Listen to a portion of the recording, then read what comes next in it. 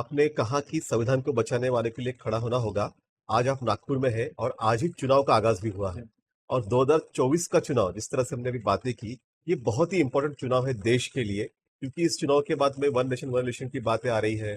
ये कहा जा रहा है कि केवल एक पार्टी ही राज करेगी या प्रेसिडेंशियल फॉर्म ऑफ इलेक्शन भी हो सकता है, मनुस्मृति की बात हो, हिंदू राष्ट्र की बात हो। आपको क्या लगता है कि ये सारे मुद्दों के बीच देश की जनता के मुद्दे क्या होने चाहिए और देश की जनता ने अपने विवेक के साथ किन मुद्दों पे सरकार से सवाल करने चाहिए? बिल्कुल ठीक बात है कि आज जब हम लोग यहाँ लाइव बात कर रहे हैं, नागपुर में बात कर रहे हैं, तो इस देश के सामने सबसे बड़ा खतरा तो यही है कि नागपुर के संतरे बहुत लोकप्रिय हैं देश में, लेकिन एक और चीज बहुत लोकप्रिय है जो चाहती है कि देश उसी रंग का हो जाए। तो अब ये जो चुनाव घोषित हुआ है, ये इस बात का इम्तिहान है कि अब ये देश संविधान से चलेगा या नहीं चलेगा। आज उसका ऐलान हुआ है। इलेक्शन कमीशन ने इस बात को ऐलान कर दिया कि 7 चरण में चुनाव होंगे, सब कुछ होगा। आपका सवाल चूंकि बहुत अहम है, हम लोग बहुत लंबी बातचीत करने की बजाय टू द पॉइंट बात यस। करें। टू द पॉइंट अगर बात करें तो डेमोक्रेसी में सबसे बड़ी भूमिका वोट की है। बाबा साहब अंबेडकर ने 26 नवंबर 1949 को अपने संविधान सभा के आखिरी भाषण में एक बात कही कि आज से हम अंतर विरोधों के दौर में जा रहे हैं। हमने एक व्यक्ति एक वोट का अधिकार तो दे दिया, लेकिन अगर सामाजिक और आर्थिक गैर बराबरी दूर नहीं हुई तो राजनीतिक बराबरी के मायने नहीं हुई।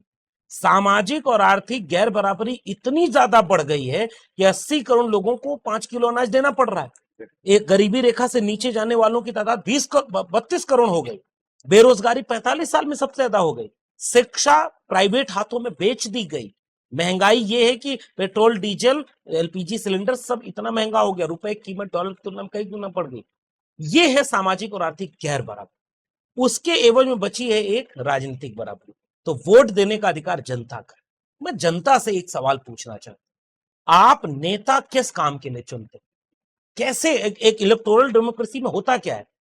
दो पार्टियां या दो खेमे के लोग अगर हैं तो दोनों अपना एक मैनिफेस्टो जारी करते हैं, अपनी एक एजेंडा रखते हैं। जैसे 14 में एजेंडा रखा गया था कि अगर आपने हमें वोट दिया तो हम 2 करोड़ रोजगार, 15 लाख नौकरी, 100 स्मार्ट सिटी, 100 स्मार्ट गांव, बुलेट ट्रेन, अच्छे दिन, किसानों की आय दोगुनी, ये सब कहेंगे। 14 के बाद 19 तक ऐसा कुछ भी नहीं हुआ। फिर 19 में वोट किस पे मांगा गया कि 2022 तक हर घर को छत मिलेगा, 2022 तक किसानों की आय दोगुनी हो जाएगी, 2022 तक हम जो है अच्छे दिन ले आएंगे। 19 के चुनाव का वादा 24 तक पूरा हुआ क्या? ये इलेक्टोरल डेमोक्रेसी की शर्त है। आपके पास जो नेता आए उनसे ये पूछे कि 10 साल में आपने जो कहा था उसमें से कितनी गारंटी निभाई, एक पहलू। दूसरी बात कि 24 में आप वोट किस नाम पर मांग रहे हैं? क्या इलेक्टोरल डेमोक्रेसी में एक देश धर्म के नाम पर वोट देना चाहेगा? क्या एक देश जाति के नाम पर वोट देना चाहेगा? या उसका एजेंडा और मुद्दा यह होना चाहिए, किसानों के मुद्दा इतना गड़बड़ है कि वो आंदोलन कर रहे हैं तो गोली मारी जाए, बुलेट को रबड़ की बुलेट चलाई जा रही है। ये मुद्दा होना चाहिए कि किसानों के मुद्दे पर क्या हुआ। नौजवानों के मुद्दे पर यह मुद्दा होना चाहिए कि आपने 45 साल में बेरोजगारी इतनी दी। आप 2 करोड़ रोजगार हर वर्ष देने को कह रहे थे, तो 10 साल में 20 करोड़ रोजगार कहां दिया, आप इसका हिसाब दीजिए। यह होना चाहिए सबसे बड़ा मुद्दा कि रोजगार कहां है। और तीसरा मुद्दा सबसे बड़ा क्या होना चाहिए? महंगाई, गरीबी, भुखमरी, बेकारी। इनके साथ आखिरी में सबसे बड़ा मुद्दा होना चाहिए कि आपके चूल्हे पर जो रोटी बनती है ना, उसको जितने मुद्दे प्रभावित करते हैं उस पर वोट दीजिएगा। और अगर उस पर वोट नहीं देंगे तो नेता आपको भ्रम दिलाएंगे। आप कहेंगे रोजगार, वो कहेंगे मंदिर वहीं बना दिया। आप कहेंगे शिक्षा कितनी महंगी कर दी, वो कहेंगे 370 हटा दिया। आप कहेंगे बेरोजगारी में 45 साल का रिकॉर्ड आप तोड़ रहे हैं, आप जवाब दीजिए, वो कहेंगे ट्रिपल तलाक हटा दिया। आप कहेंगे कि महंगाई इतनी बढ़ गई, वो कहेंगे कि अखंड भारत बनाएंगे।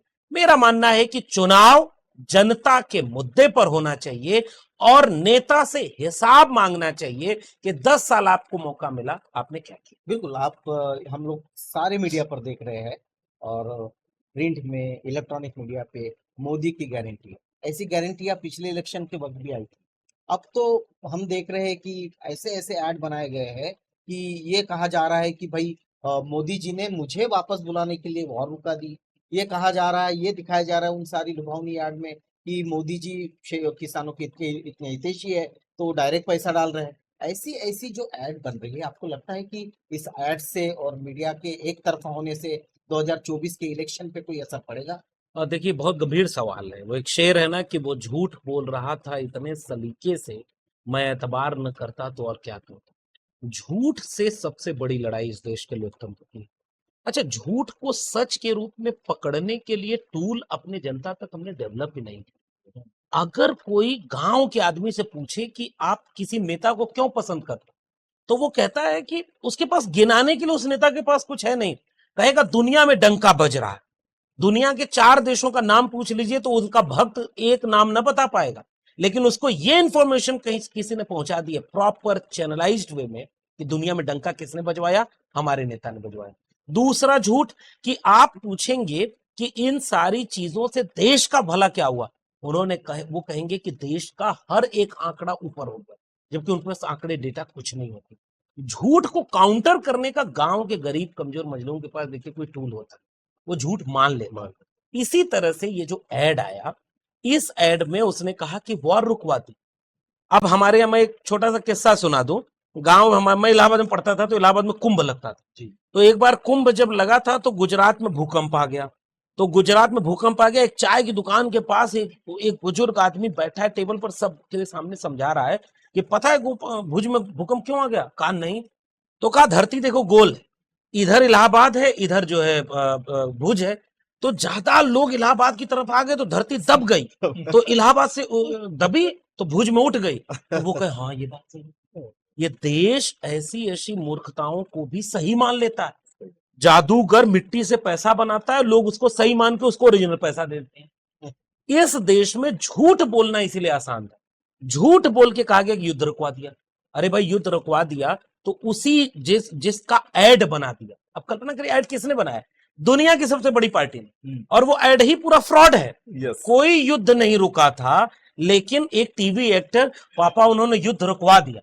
अगर युद्ध रुकवा सकते थे यूक्रेन और रूस का, तो मणिपुर का आग काहे नहीं बुझा पाए। अगर युद्ध रुकवा सकते थे तो आज भी मणिपुर एक बार भी ये जिले इलाही क्यों नहीं गए। इसका मतलब इस देश की जनता को क्यों ऐसा सफल हो रहे हैं वो, क्योंकि शिक्षा बर्बाद कर दी। हम जैसे लोग, प्रोफेसर की डायरी मैंने अपनी किताब में क्यों लिखी है और आप पढ़ रहे हैं, इसको जरूर पढ़िएगा। कलम और किताब जब बर्बाद हो जाएगी ना, तो लोगों की चेतना खत्म हो जाएगी, समझदारी चली जाएगी। जब समझदारी चली जाएगी तो नेता जितना बड़ा झूठ बोलने में कामयाब होगा, उसी झूठ के नाम पर लोग वोट देंगे। तो झूठ को सच से, और सच बोलने की जिम्मेदारी हम जैसे आप जैसे प्लेटफॉर्म के लोग हैं, इसके जरिए जनता तक जाए कि झूठ के नाम पर कहीं आपके साथ धोखा न हो जाए। सर, आप अक्सर इस बात का जिक्र करते हैं, अपनी किताब में भी जिक्र किया आपने कि कलम और किताब खतरे में।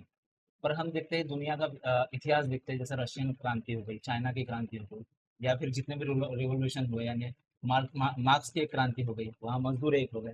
आपको क्या लगता है जब डीयू जैसे कॉलेज में लाठीचार्ज होता है, जेएनयू में लाठीचार्ज होता है, जामिया मिलिया में हम देखते हैं, तो एक स्कॉलर होने के नाते, एक साहित्यकार होने के नाते आप किस तरीके से समाधान के तरफ आप हमारी चर्चा को विवेचना के तरफ और विश्लेषण के तरफ कैसे लेके जाएंगे? देखिए सर, ये बात बिल्कुल ठीक है कि बाबा साहब अम्बेडकर ने एक बात बड़ी महत्वपूर्ण कही। उन्होंने कहा कि मैं किसी समाज की तरक्की का जो पैमाना है वहां की महिलाओं की तरक्की से देखता हूँ।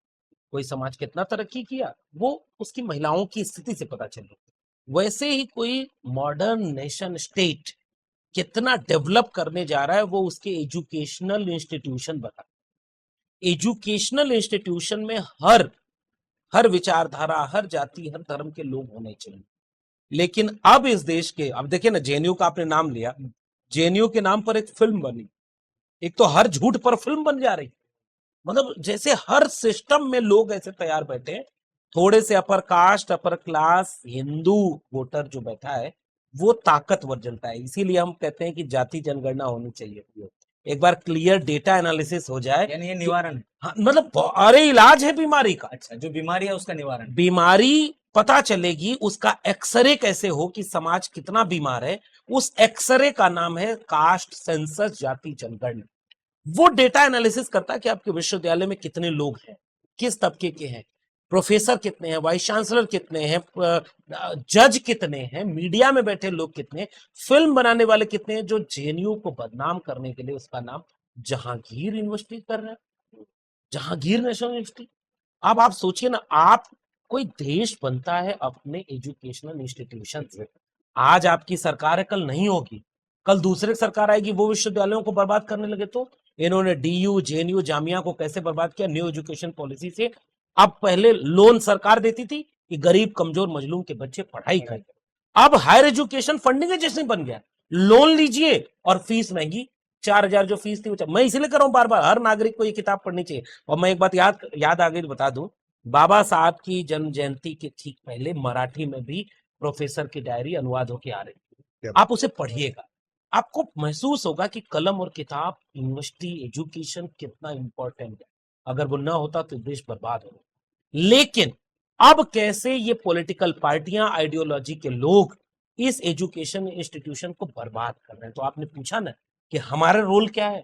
हमारा रोल पहला ये है कि हम देश और समाज को बताएं कि प्रोफेसर की डायरी इसलिए पढ़ो ताकि अपने एजुकेशनल इंस्टीट्यूशन को बचा लो, और दूसरा, किसी पॉलिटिकल पार्टी का कैंपस प्लेसमेंट सेंटर मत बनाओ। आप नहीं थे, जैसे वो आप एक सवाल में पूछ रहे थे ना कि वो उनको लाए हैं, हम उनको लाएंगे।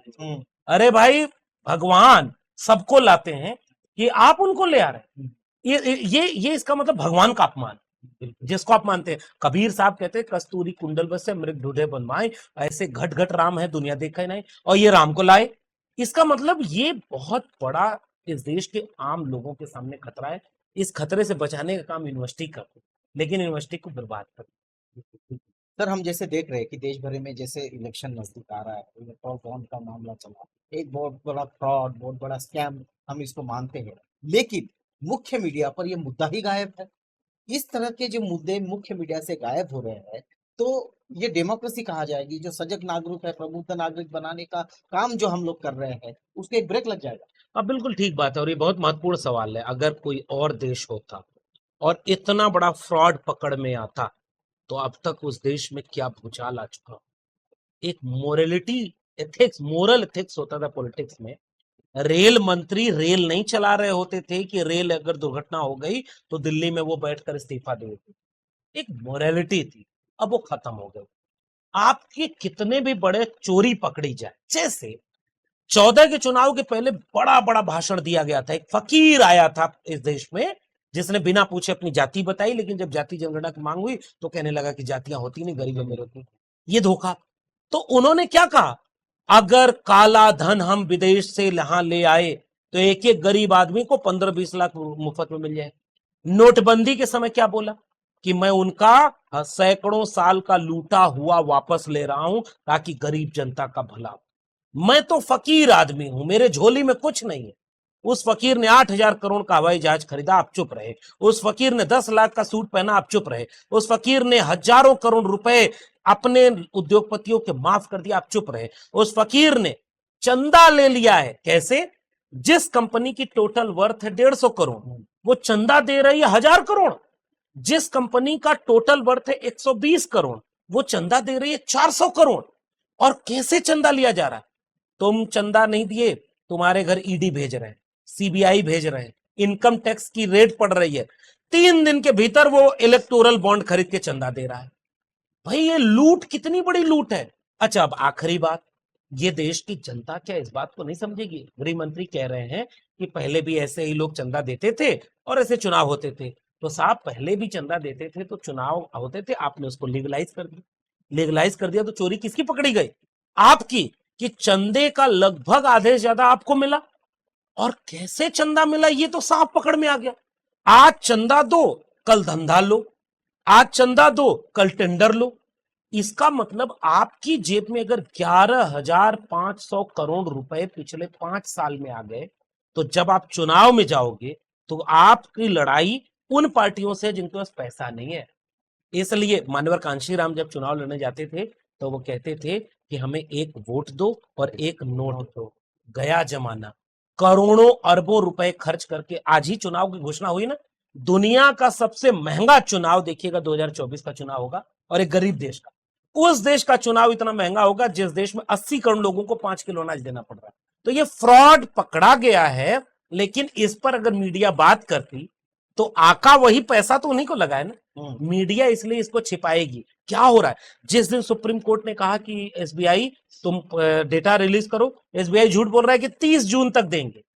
थोड़ा सा उसने कान उमेटा, 24 घंटे के भीतर डेटा आ डेटा गया। आ गया। कैसे? ये इसका मतलब तुम फ्रॉड कर रहे थे, माफी मांगी तुमने। उसने कहा कि 15 मार्च तक उसको पब्लिक डोमेन में इलेक्शन कमीशन को लगाना है, उसने 14 को ही लगा दिया। 7 साल चला कंटिन्यू फिर केस भी। एसबीआई से वो सुप्रीम कोर्ट कह रहा है तुमने इंटरलिंक वाला डेटा क्यों नहीं दिया, कि एक्स ने पैसा दिया बॉन्ड में तो वाई ने पैसा लिया, तो किसने किसका पैसा लिया इसका डेटा क्यों नहीं दिया। आने दीजिए वो आंकड़ा, क्लियर खोल के आ जाएगा कि आप तो ब्लैकमेलिंग कर रहे थे, बिल्कुल। आप ब्लैकमेल कर रहे थे। डेमोक्रेसी कहां बची है? और यही पैसा चुनाव में खर्च होगा, मीडिया ये दिखाएगी, क्योंकि मीडिया हजारों करोड़ रुपए उनके ऊपर लगा हुआ है, इसीलिए तो उनको एंकर बनाया गया है। आप उनके झूठ को सच बना के पेश करिए। एग्जिट पोल में 400 पार, पहले से मीडिया माहौल बना रहा है। इलेक्टोरल बॉन्ड पर चर्चा नहीं होगी, पेट्रोल की कीमत 2 रुपया घटा दी, मास्टर स्ट्रोक। बिल्कुल, मैं आपको बस अंतिम सवाल पे लेके आऊंगा क्योंकि आयोजक काफी फोन भी कर रहे हैं।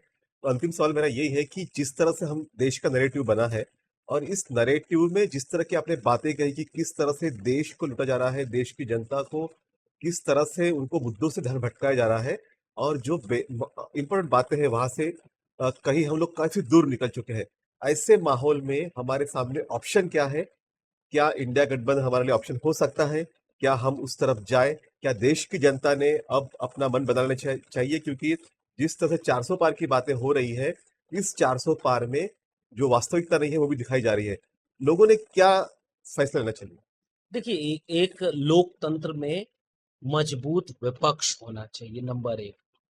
कोई अगर 550 सीटें लगभग अगर मान ले, उसमें से 400 मांग रहा है, तो पहली सलाह मेरी आपसे है कि थोड़ा सजग हो जाइए कि वो 400 सीटें क्यों मांग।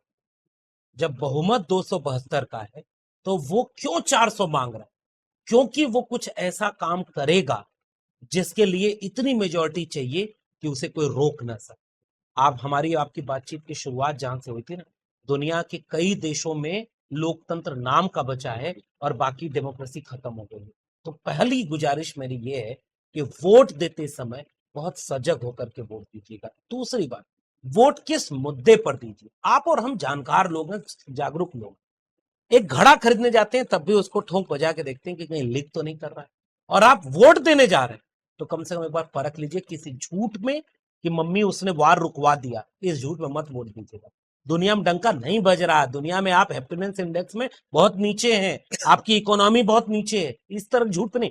आपके चूल्हे पर जो चीजें असर डालती है ना, महंगाई, बेरोजगारी, शिक्षा, स्वास्थ्य, रोजगार, इसके नाम पर वोट दीजिएगा। जो ये बात करे वो आपके बच्चों का भविष्य तय करेगा। आखिरी बात, पॉलिटिक्स है तो पॉलिटिक्स में दो तरह से चुनाव लड़े जाए। एक बार चुनाव होता है किसी को जिताने के लिए, दूसरी बार चुनाव होता है किसी को जीतने से रोकने के लिए। इस देश में अगर बीजेपी और आरएसएस लगातार, और उनके समर्थन के लोग कहते हैं कि हम इसे हिंदू राष्ट्र बनाएंगे, 2025 में आरएसएस के 100 साल पूरे होंगे तो जाने कितने लोगों ने कहा कि हमें संविधान बदलना है, हमें हिंदू राष्ट्र बनाना है। ये एक बहुत बड़ा खतरा है। इस खतरे से बचने के लिए वोट दीजिएगा। वोट देते समय इस बात को ख्याल में रख के दीजिए, जो बीजेपी या आरएसएस को इसलिए रोकना है क्योंकि वो संविधान को खत्म करने की कोशिश कर रहे हैं। कौन सा डेमोक्रेटिक इंस्टीट्यूशन बचा है? सब पर उनके लोग काबिज है। अगर इस बार वो 400 पार हो गए तो फिर तो आपके रोके नहीं रुकेगा, जेलें भर जाएंगी। सीएनआरसी आ रहा है, महंगाई, किसान आंदोलन करेंगे तो जेल में जा रहे हैं, विद्यार्थी और स्टूडेंट के ऊपर तो इतने मुकदमे हो रहे हैं। 24 के बाद का भारत वही नहीं बचेगा। आने वाली पीढ़ियां आपसे पूछेंगी कि 24 के चुनाव में आपने वोट दिया था, इसलिए उसके बाद की हर जिम्मेदारी हमारी और आपकी होगी। तो जो आपने कहा कि इंडिया गठबंधन को वोट दें, मैं एक गुजारिश करूंगा, संविधान विरोधी को पहचाने और जिस सीट पर जो भी उस संविधान विरोधी ताकत को चुनाव हराए उसे वोट दीजिए। अपना वोट खराब मत करिए। अगर बचेंगे तो आपसी मतभेद के लिए लड़ लेंगे। 10 बातें हैं ना, मान लीजिए 10 में 5 जगह आप असहमत हो सकते हैं, लेकिन 5 जगह पर अगर सहमत हैं तो इसलिए इस बार वोट दीजिए ताकि संविधान विरोधियों को रोका जा सके। मेरे जहन में एक बात थी कि कभी कामयाब होंगे, मैं हिंदी साहित्य का विद्यार्थी रहा हूं तो अपनी एक किताब लिखूंगा, अपनी ऑटोबायोग्राफी, अपनी पूरी जीवनी लिखूंगा। मुझे नहीं पता था कि अचानक बीच में ऐसा पड़ाव आएगा कि उसे पहले एक डायरी लिख देनी होगी। तो वो जो एक लिखने पढ़ने का जहन में रहा, हम सारे वो लोग हैं जिनको कलम और किताब ने बनाया। बाबा साहब डॉक्टर अम्बेडकर कहते थे ना कि शिक्षा वो शेरनी का दूध है, उसे जो पिएगा वो ना होगा। कलम किताब ने हमें बनाया, और हम जानते थे कि अगर कलम और किताब हमारे हाथ में ना आती, या सरकारी शिक्षा जो आपने सवाल पूछा है वो ना होती, तो हम यहाँ तक नहीं पहुँच पाते। मैं मिसाल के तौर पर एक बात मैंने अपनी किताब प्रोफेसर की डायरी में लिखा भी है। पहले तो उन सारे लोगों का शुक्रिया जिन्होंने एक रिकॉर्ड बनाया है।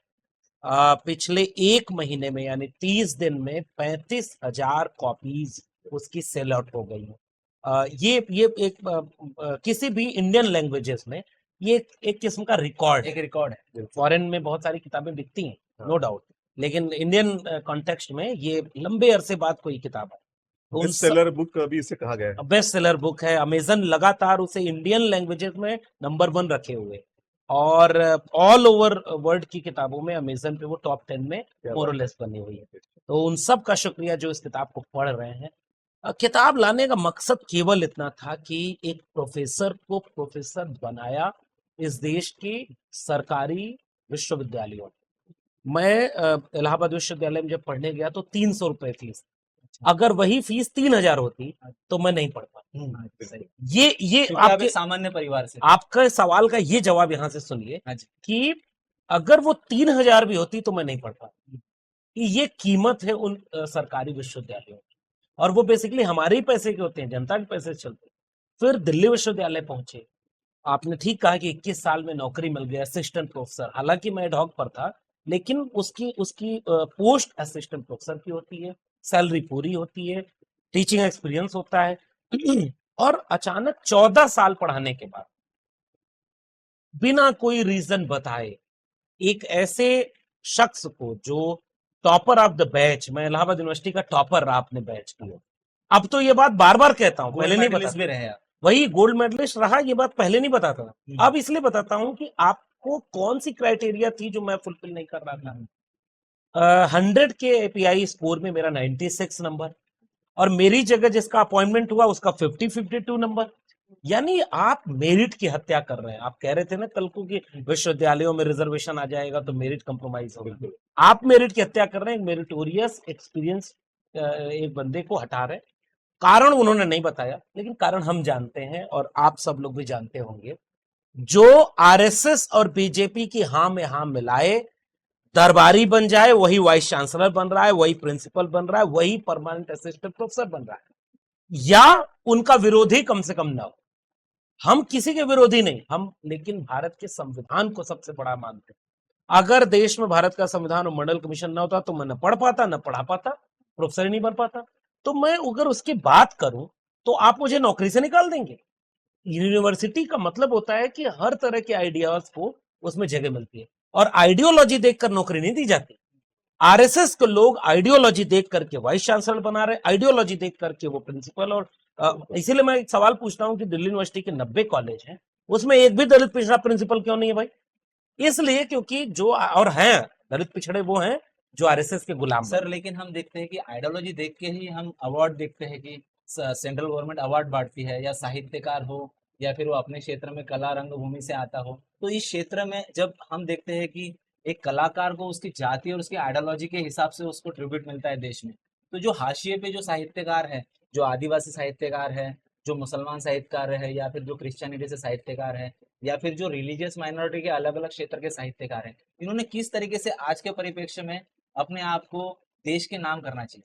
देखिए, ऐसा नहीं है कि जैसे मेरी जगह पर जिसका अपॉइंटमेंट हुआ, मैं अगर ओबीसी पोस्ट पर, हालांकि कितना बड़ा फ्रॉड है, मेरा अगर नंबर ज्यादा है तो मैं यूआर पोस्ट पर क्यों नहीं हूँ? यूआर पर केवल 50% रिजर्वेशन सवर्णों को दे दिया गया। हाँ जी। इंटरव्यू अलग अलग होता है, तो इसका मतलब ये टोटल फ्रॉड हो रहा है। एजुकेशन सिस्टम को आरएसएस ने कैप्चर कर दिया। मेरी जगह पर, मैं ओबीसी पे था तो मेरी जगह पर भी एक ओबीसी को ही किया। अच्छा। इसका मतलब आरएसएस भारत के संविधान को अभी तो नहीं बदल पाया है ना। तो जितना बचा हुआ है भारत का संविधान, उसमें एससी एसटी ओबीसी की जो रिजर्व पोस्ट बाबा साहब के संविधान से, वो तो उन्हीं को मिलेगी। लेकिन वो एससी एसटी ओबीसी उनको मौका मिलेगा जो आरएसएस का दरबारी हो जाए। वो उसको अवार्ड भी देंगे, वो उसको परमानेंट पोजीशन भी देंगे, उनको ऐड भी देंगे, उनसे इलेक्टोरल बॉन्ड भी लेंगे, सब कुछ करेंगे। लेकिन जो आइडियोलॉजी पर खड़ा होगा, जो ये कहेगा कि हम भारत के संविधान को सबसे बड़ा मानते हैं, हम फूले अम्बेडकर पेरियार के विचार को, आइडियोलॉजी को मानते हैं, हम मानते हैं कि सबका भारत है, वो उनको कुछ नहीं देंगे। सर, आपने संविधान का जिक्र किया। ये देखा जा रहा है इस 2024 के इलेक्शन में बीजेपी के बड़े नेता एमपी जो है वो कहते हैं कि अगर हमारा मेजोरिटी में आ जाएगा तो हम संविधान बदल देंगे, हम फिर से मनुस्मृति लागू कर देंगे। और फिर पार्टी बीजेपी कहती है कि नहीं नहीं, ये उनके व्यक्तिगत मत है। तो आपको लगता है कि ये उनके व्यक्तिगत मत है या पार्टी का मत नहीं है? नहीं, वो उस शख्स को थैंक यू बोलना चाहिए। लोगों ने वैक्सीन लगाने का थैंक यू बोला, बहुत कुछ का थैंक यू बोला। अब थोड़ा बहुत थैंक यू एक तो सुप्रीम कोर्ट को बोल दीजिए कि वो इलेक्टोरल बॉन्ड वाली चोरी पकड़ा गई। वैसे ही एक थैंक यू बीजेपी के उस नेता को बोलिए जो बीजेपी वालों के दिल में है, वो उसने जबान से बोल दिया, वो उसका निजी बयान नहीं। बीजेपी के टॉप लीडरशिप, जैसे आप देश के प्रधानमंत्री से ये सवाल पूछा गया, देश के होम मिनिस्टर से ये सवाल पूछा गया, तो चूंकि वो इतने बड़े पोस्ट पर हैं, वो डायरेक्ट नहीं बोलेंगे कि हम कॉन्स्टिट्यूशन बदल देंगे या देश कॉन्स्टिट्यूशन से नहीं चलेगा। लेकिन उनको पता है कि अंदर से हमारा सेकंड लेयर की लीडरशिप होती है, वो बात जनता तक पहुंचाएगी। तो वो जो हेगड़े है, वो उसने ये बात इसीलिए बोली कि व्हाट्सएप के मैसेज में, उनके अपने चैनल के जरिए वो बात गांव गांव तक पहुंच गई और लोगों को ये मैसेज चला गया है कि संविधान बहुत खराब चीज है, क्योंकि ये लोगों को रिजर्वेशन देता है, सबको बराबर कर देता है। ये संविधान एक धर्म का देश नहीं बनने दे रहा है। तो अब की 400 पार करो ताकि संविधान बदले और मनुस्मृति लागू करो। तो ये एकदम क्लियर लड़ाई है। इस बार की चुनाव की लड़ाई, इस देश का कोई भी जागरूक नागरिक होगा तो वो यही कहेगा, इस देश की संविधान की लड़ाई एकदम सामने खड़ी। एक तरफ संविधान के खिलाफ वाले लोग खड़े हैं, दूसरी तरफ संविधान के बचाने वालों को खड़ा होना होगा। हम भारत के लोग भारत को गणराज्य बनाने के लिए हमेशा तत्पर रहेंगे। ये हमेशा लोकतंत्र यहाँ जिंदाबाद रहेगा, आबाद रहेगा। ऐसे ही जो स्कॉलर रहेंगे, जो साहित्यकार रहेंगे, हम आपको जोड़े रखेंगे। प्रोफेसर साहब की जो प्रोफेसर की डायरी है आप जरूर पढ़िए। साथ ही साथ ऐसी और अनगिनत अनगिनत किताबें हैं, जब कोई शक्तियाँ पूरी साहित्य को किसी तरीके से डाइल्यूट करने में लगती है, तो कुछ साहित्यकार होते हैं जो सत्य की ज्वाला को सत्य शोधक बन के आपके सामने लाते हैं। एक केरकटा मैडम है, उनकी भी एक ईश्वर और बाजार है, उसको भी आप पढ़िए। साथ ही साथ सूरज हेगड़े की कास्ट मैटर है, उसको भी आप पढ़िए। और आप अपने तार्किकता के बुद्धि के साथ अपने अभिवचनों को संविधान के माध्यम से समझने की कोशिश कीजिए। आप देखते रहिए आवाज में। बहुत शुक्रिया।